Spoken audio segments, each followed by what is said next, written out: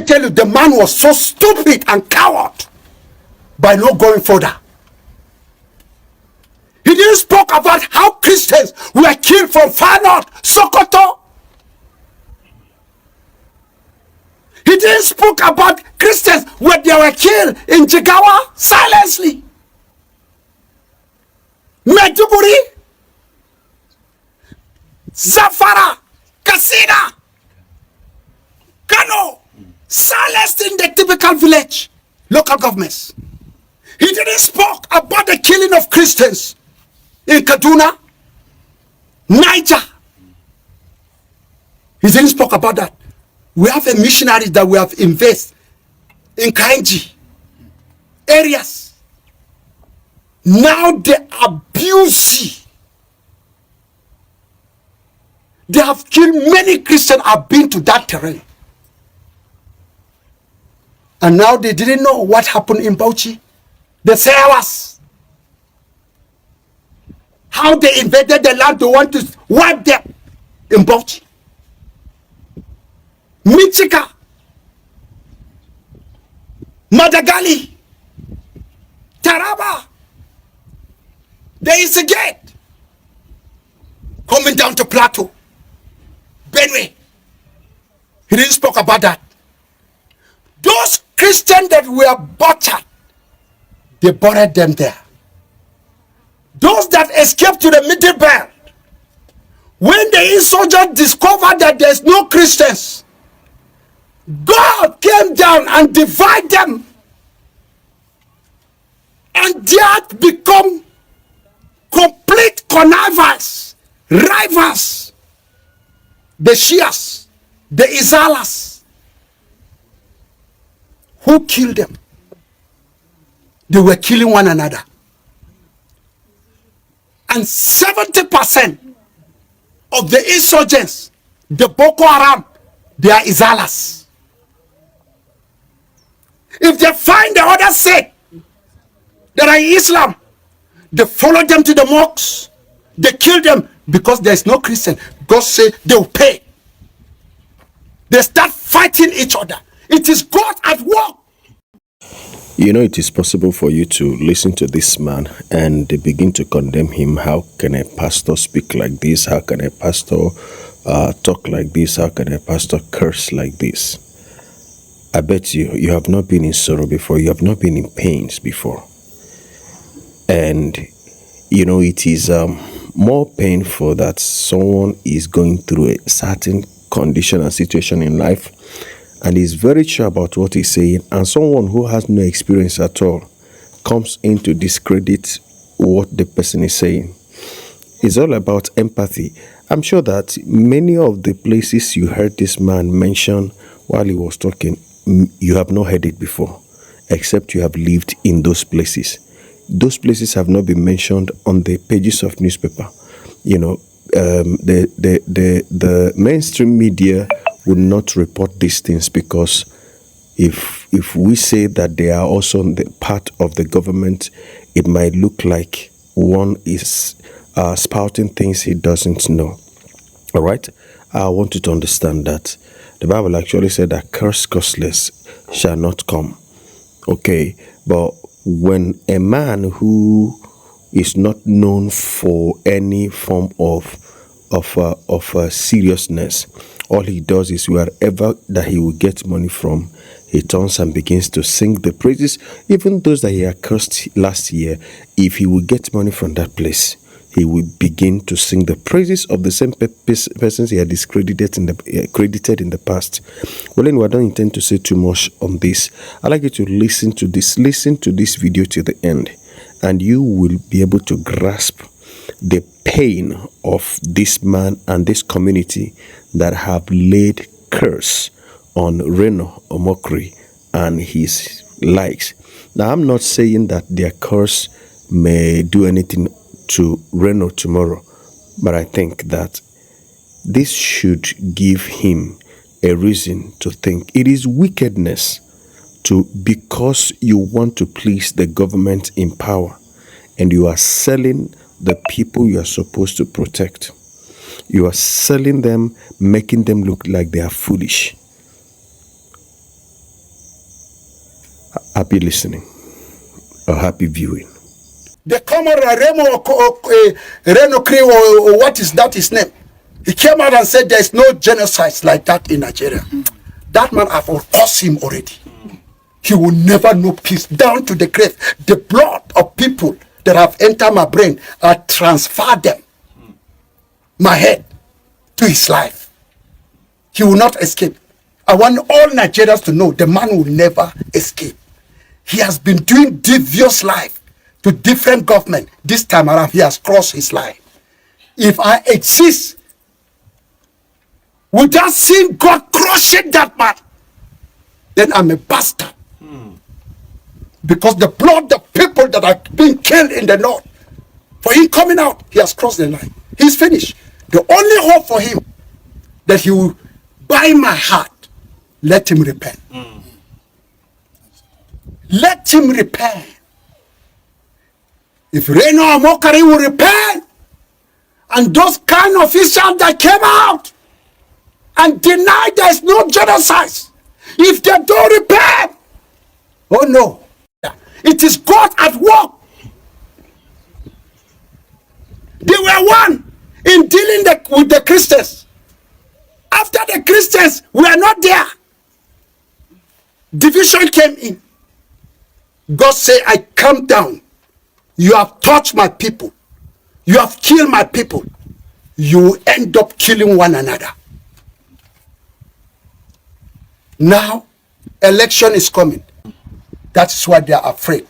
So the only thing, the Fulani are tools to destroy us, to kill us. There is genocide. It's in my car. It's in my car. And do you want me to show you evidence? It's in my car. It's right there. Come and see pictures of genocides, including small children. Very soon I will make a press release. I will present how small children are among those that are killed. I will present the recent killings that Nigerian government don't want the world to know. They are saying that I am opposing my own government, exposing them. Okay, are they not exposing us, the Fulani terrorists, by refusing to come to our aid when we cry out? It's exposing us. Let them continue killing us. Then they turn their face as if nothing is happening. I'm Pastor Gideon Dowell from Christ Apostolic Church. I'm a pastor, as I've said, working with Christ Apostolic Church as an ordained minister. On that very day, being December 24 December 2023, 2023, it was Christmas Eve, and people are preparing towards the next day for Christmas celebration. In my church where I was pastoring as Christ Apostolic Church in Sumbong in Bar Bokos local government area of Plateau State. And that very day, it was a day that I will never forget in my life. Because of what happened that very day around 7 p.m. Everybody was home, everybody was preparing, not knowing that the Fulani are coming for an attack that very day. And as the place get darker that day, we had, and I was outside far away from the house when I discovered that we saw a particular house set ablaze, and we heard them enchanting Allahu Akbar. There were many, so they rushed into the community, and unfortunately my family were inside the house, and they rampaged the community. They burned houses, and they burned my wife, my 5 children, my belongings, the storages, what I harvested, the mobility I was using. And as I told you, I was outside the house at the moment. I didn't mean I was inside. I believe I could have been a victim too. And I thought my family ran away from the house, and I don't know that they were, when they entered the mission house, my wife locked the door, and they were born inside the house, including everything I had. So when we came back the next morning, I was trying to call my wife because let me know where they run to. Unfortunately, I didn't know that they were inside until some people entered there and discovered that they saw 5 born bodies inside them. And when I noticed that, when it came to my knowledge that these are my children, then I fainted and I was carried to the Plateau Hospital, just University Hospital, and that was how that day was so dangerous day. I can't forget that day in my life when I lost everything I had, material things, and my entire family.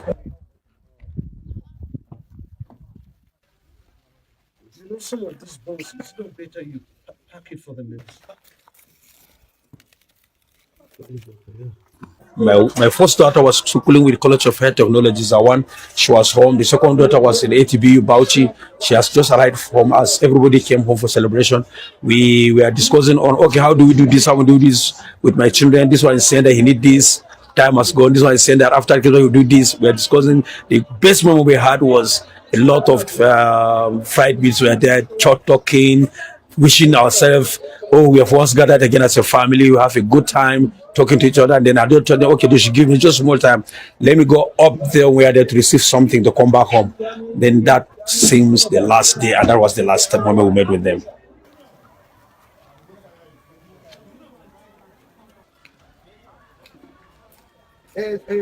My church was burned down, the instrument, everything that was in the church, my Bibles, my materials were inside, everything was burned down. The entire church was razed down and was burned down. And within my environment, there was no any church except that my only church. So that's why the whole church was burned down, including members' houses were burned down.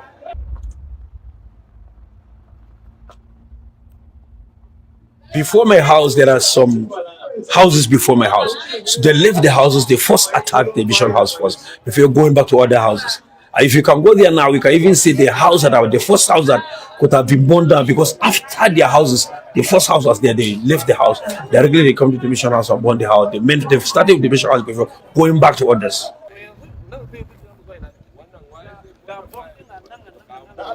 Yeah, after my entire family, there was already others 8 people that were killed. One aged father, two aged parents, and some youths were shot to death, and they burned houses. In fact, a lot of houses were burned down, and some material things that belonging to my members were burned down, and people lost many things. The attack was well organized. It wasn't that bomb community alone that was burned down. There are some small hamlets around. They burned them too. So they started at the same time, but different places. We buried about 150 all over in the zone, or more than that number, are the people that were killed and slaughtered like animals by the Fulani people. And they came to attack them, and they killed them. They burned churches, houses were burned, and the people are helpless. To me, I look at it, they targeted Christmas because everybody will be home. And they use that opportunity to make sure that they achieve what they want. Because that moment, in a place, everybody comes home for Christmas celebration, as we all know. Everybody comes home for the celebration, so they want to use that opportunity so that they now eliminate so many people because everybody's home.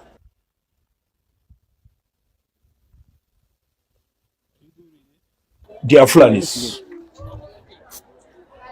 Perfectly, they are Fulanis. Two, they were having weapons, AK-47, anything above it, petroleum. I saw them from where we were hiding. In fact, some of them, we worked together with them. Let me tell you one surprising thing. Most of them, my wife supplied mates for them. Most of them. And do you know that one of them, after the attack, one Fulani man met me. He was begging me that if I told you do it, you should not do it to my wife. Simply because she supplied them mates before they gave her money. So they are totally Fulani people. Some of them, we know them.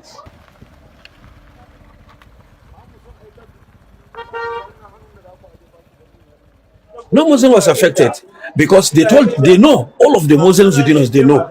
They shifted.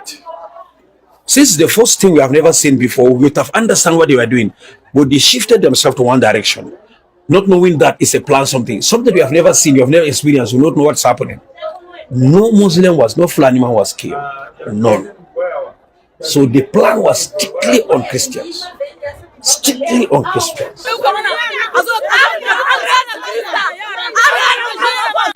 After that 24th December 2023, attacks has been going on.